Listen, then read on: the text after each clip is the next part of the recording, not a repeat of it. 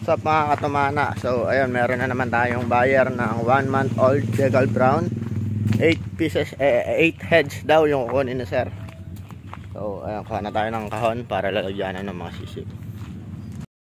So ito na yung kahon, nilagyan na rin natin ng dahon para less stress sa ating mga alaga.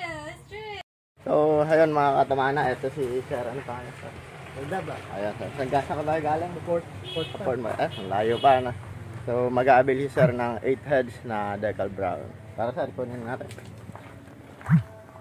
Ang katumana yung mga sisiyo natin. Hindi ko na na-video kung paano ko sila nilagay dito. Medyo nahirapan ako. So sir, check nyo po muna. Dito po tayo sa lilim para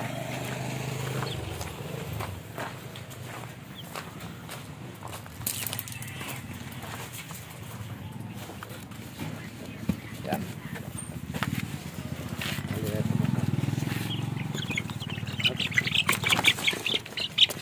Dahil lang babae dito.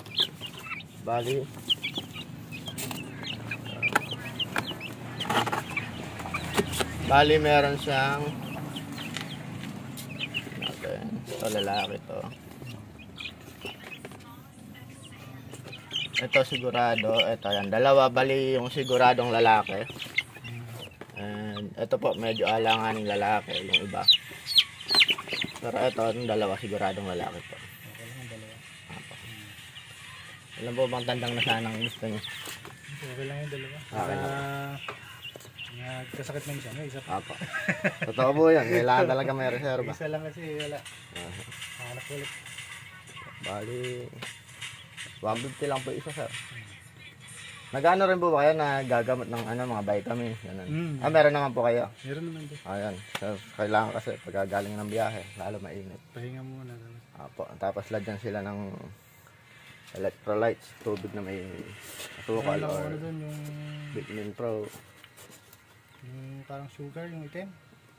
Molasses po. Molasses. Apo, ayun po. Pwede rin po yun.